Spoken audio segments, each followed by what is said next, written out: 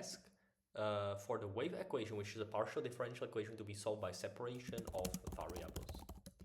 So, to solve the wave equation using separation of variables, let's walk through yada yada yada. So we have the wave equation, consider the 1D wave equation, alright, so let's consider the 1D one. And u of xt is the displacement, c is the wave speed. Alright, fair enough. So that's the statement of the equation.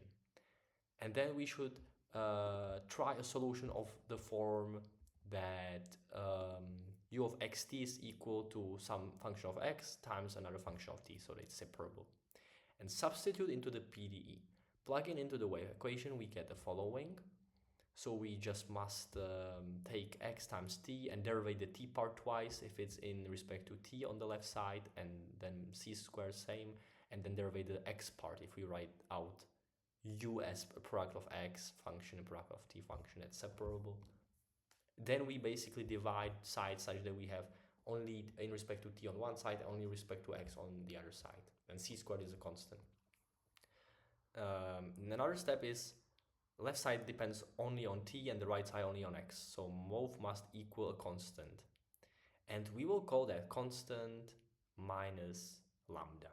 So t double prime over t is minus lambda, and c squared x double prime over x is minus lambda, and it gives now two only ordinary differential equations. So we transform the partial into ordinary. Well, then t double prime plus lambda t is 0, and x double prime plus lambda over c squared times x is 0. So we have two.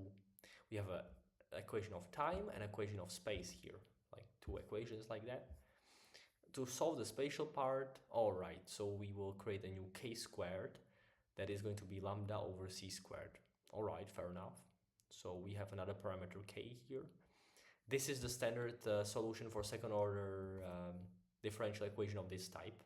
So that's a separate piece of knowledge.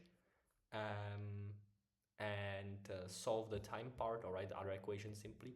Oh, now we say c squared times k squared is lambda, all right. So then we have the following solution, and then we have to combine everything because we have to go back to u of xt, which is a multiplication of the x function and the t function. So what we got here and what we got here, we want to put it into product. So that's all these things together. All right, and now we should also have boundary conditions. So here's an example of certain boundary conditions, and then we could determine the coefficients from that, because those are arbitrary now. So this would be the general solution, but in some concrete cases we would have boundary conditions. So we have this, and then it goes yada yada yada. A is strictly 0, and k is some n times pi over l, and n is some positive integer.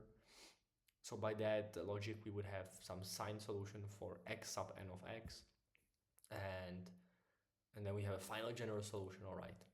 So we have it as like a series here from n to infinity, adding up things.